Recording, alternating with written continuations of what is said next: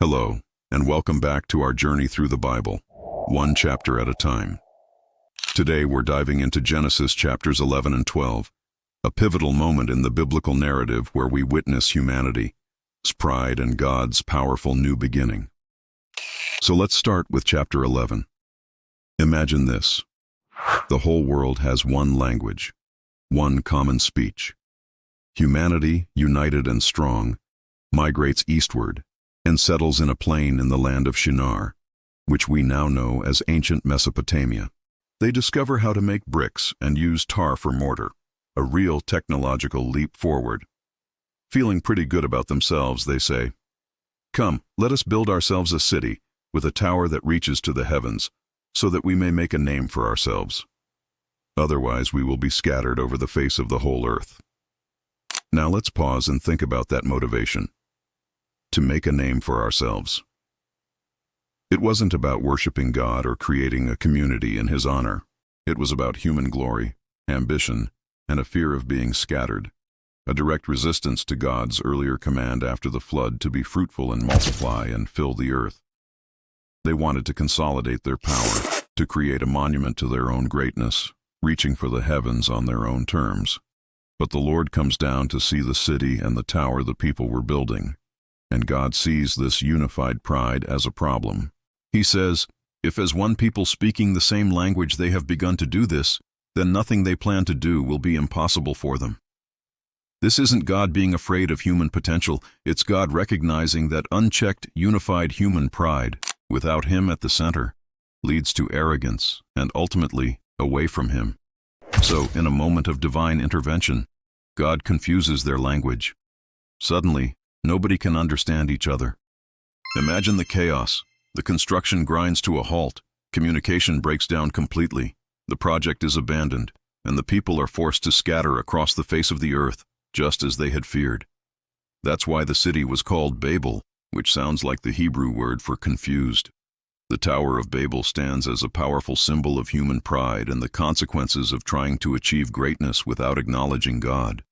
It's a story about the limits of human ambition and the importance of humility. But here, as the beautiful part, the story doesn't end with humanity scattered and confused. Right after this story of division, chapter 12 begins with a story of a new kind of unity and promise. God singles out one man from this scattered humanity. His name is Abram, who we later come to know as Abraham. The story shifts from the wide-angle lens on all of humanity to a close-up on one family. God comes to Abram and gives him a three-part promise, one of the most important in the entire Bible. He says, "Go from your country, your people, and your father's household to the land I will show you." This is a huge ask. Abram is 75 years old. God is asking him to leave everything he knows, his home, his culture, his security, and venture into the unknown, based purely on a promise. And what a promise it is. First, God says, "I will make you into a great nation, and I will bless you." Abram and his wife, Sarai, are childless, so this promise of a great nation must have seemed impossible.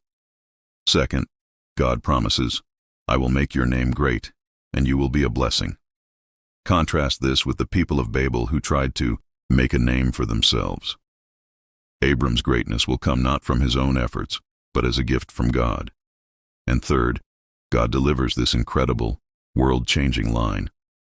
"I will bless those who bless you, and whoever curses you I will curse, and all peoples on earth will be blessed through you."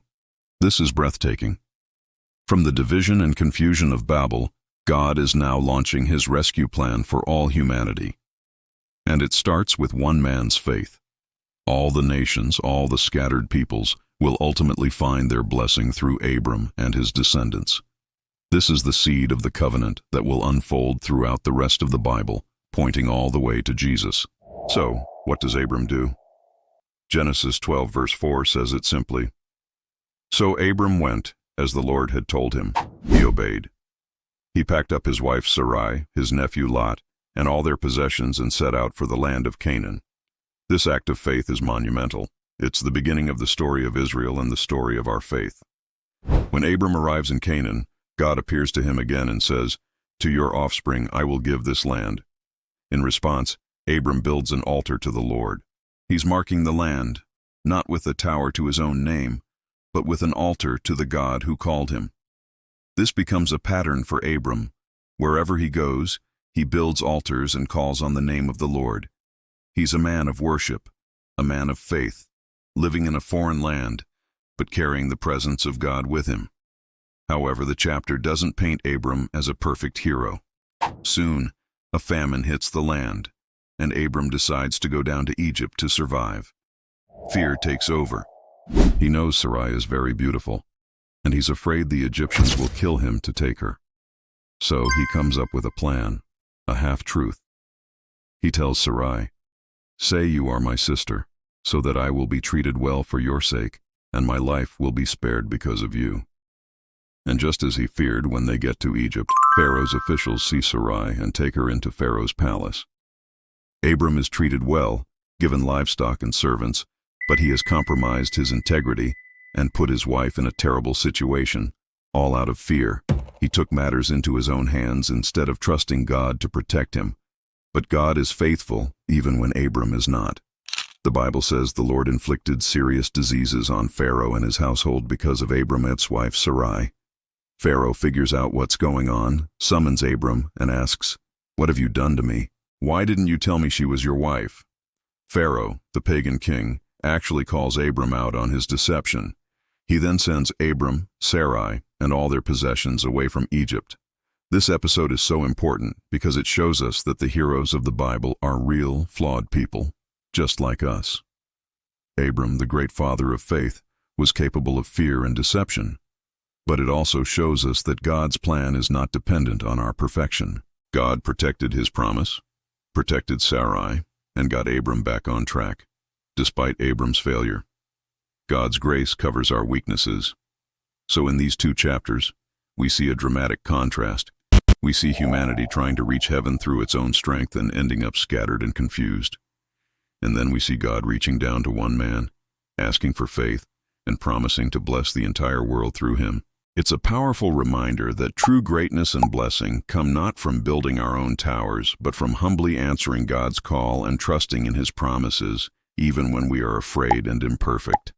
Thank you so much for joining me today to explore these incredible chapters. They set the stage for everything that follows in the story of salvation. If this has been meaningful to you, please give this video a thumbs up, and don't forget to subscribe so you won't miss our next step in this journey. I'd love to hear your thoughts in the comments below. See you next time.